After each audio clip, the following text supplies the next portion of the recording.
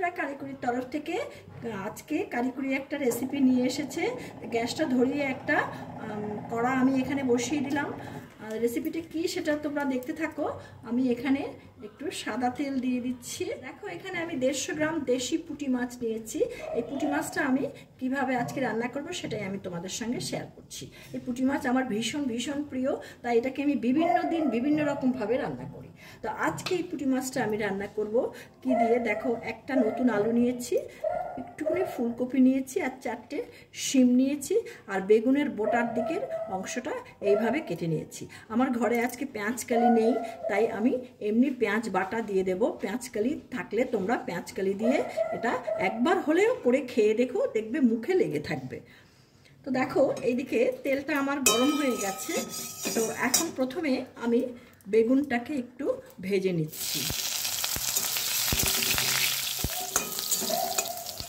এতে আমি অল্প একটু লবণ দিয়ে দিচ্ছি, তার সাথে দিয়ে দিচ্ছি অল্প একটু হলুদ।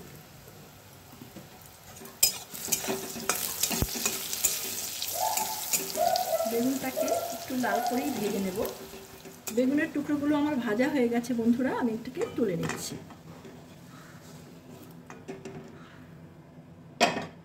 এখন এর মধ্যে আমি দিয়ে দিচ্ছি ফুলকপি, তার সাথে দিয়ে দিচ্ছি আলু। ফুলকপি আলুটাকে আমি একসঙ্গে ভেজে নিচ্ছি।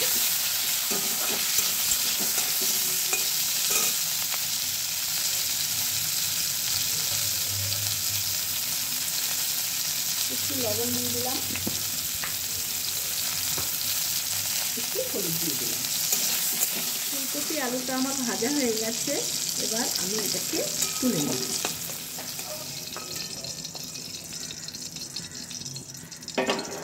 শিমটাকে আমি হালকা করে একটু ভেজে নিচ্ছি। শিমটা আমার হালকা ভাজা হয়ে গেছে, এটাকেও আমি তুলে নিচ্ছি।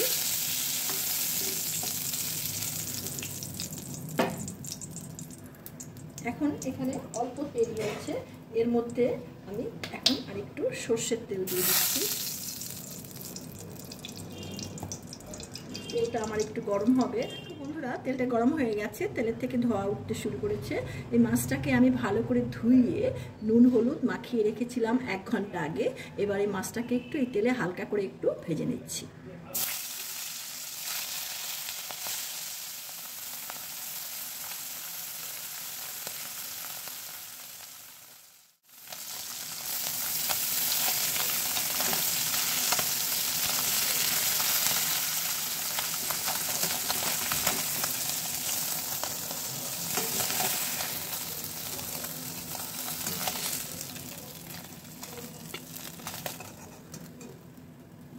মাছগুলোকে সব আমি এইভাবে হালকা করে ভেজে নিয়েছি। এখন এতে আর তেল দেবো না, কড়াতে যে তেল রয়েছে ওর মধ্যে আমি একটু কালো জিরে ফোড়ন দিয়ে দিচ্ছি। তেলের মধ্যে দিয়ে দিচ্ছি একটা পেস্ট। এই পেস্ট হচ্ছে টমেটো, পেঁয়াজ, কাঁচা লঙ্কা, আদা।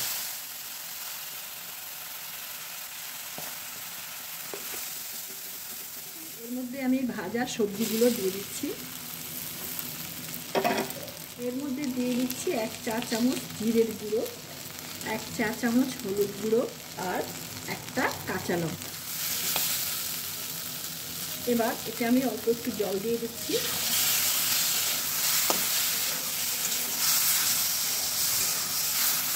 এখন দিয়ে দিচ্ছি 1 চা চামচ লবণ। মশলাটাকে আমি ভালো করে কষিয়ে নিলাম। এবার আমার এই অবস্থায় এর মধ্যে আমি 1 চায়ের কাপের 1 কাপ জল এর মধ্যে দিয়ে দিলাম।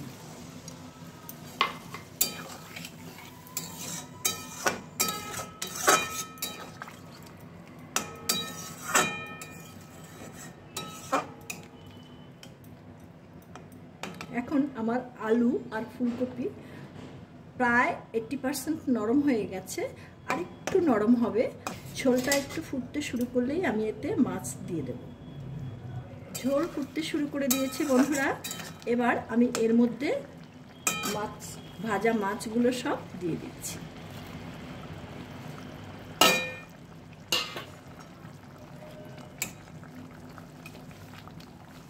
এই অবস্থায় এটা আমি 3 থেকে 4 মিনিট ফোটাবো। দেখো ঝোল আমার ফুটছে বেশ ভালোভাবে, মাছ সহ ঝোল ফুটছে।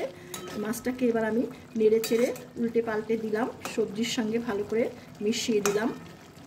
এখন এর মধ্যে আমি কিছুটা ধনেপাতা কুচি দিয়ে দিচ্ছি। শীতকালে ধনেপাতা কুচি অবশ্যই দেবে, পেঁয়াজকালি থাক না থাক কিন্তু ধনেপাতাটা অবশ্যই দেবে, তাহলে দেখবে খাওয়ার মানে টেস্টটাই বেড়ে যাবে। দেখো ঝোলটা আমার একদম পুরো মাখো মাখো হয়ে গেছে। এটাকে আমি আর 1 মিনিট ফোটাবো। হয়ে গেল বন্ধুরা শীতকালীন সবজি দিয়ে পুঁটি মাছের চচ্চড়ি, গায়ে মাখা চচ্চড়ি। এবার দেখো এটা আমার কেমন হয়েছে, তোমাদেরকে আমি সেটা একটু দেখিয়ে নিচ্ছি। দেখো কি সুন্দর, খুব সুন্দর, যাতে ভাত মাখা যায় সেই রকমভাবে একটু হালকা অল্প একটু ঝোল রাখা হয়েছে। দেখো খুব সুন্দর হয়েছে। এবার আমি এটাকে নামিয়ে নিচ্ছি। গেলে বন্ধুরা শীতের সবজি দিয়ে পুঁটি মাছ। তো তোমরা তো এটা দেখলে, তো আমার এই ভিডিওটা যদি তোমাদের ভালো লেগে থাকে তাহলে আমার এই ভিডিওটাকে একটা লাইক করবে, বন্ধুবান্ধবদের সঙ্গে বেশি বেশি করে শেয়ার করবে। আর যে সমস্ত বন্ধুরা আমার চ্যানেলটিতে এখনও পর্যন্ত নতুন, আমার এই চ্যানেলটিকে সাবস্ক্রাইব করনি, তাদের কাছে আমার একান্ত অনুরোধ রইল চ্যানেলটিকে সাবস্ক্রাইব করবার জন্য। চ্যানেলটিকে সাবস্ক্রাইব করে বেল আইকনের অল অপশনটিকে তোমরা প্রেস করবে, তাহলে আমার পরবর্তী সমস্ত নোটিফিকেশনস তোমাদের কাছে সবার আগে চলে যাবে। তোমরা দেখতে থাকো কারিকুরি আগামী দিন তোমাদের জন্য কী নিয়ে আসে। তোমরা ভালো থেকো, সুস্থ থেকো, ধন্যবাদ।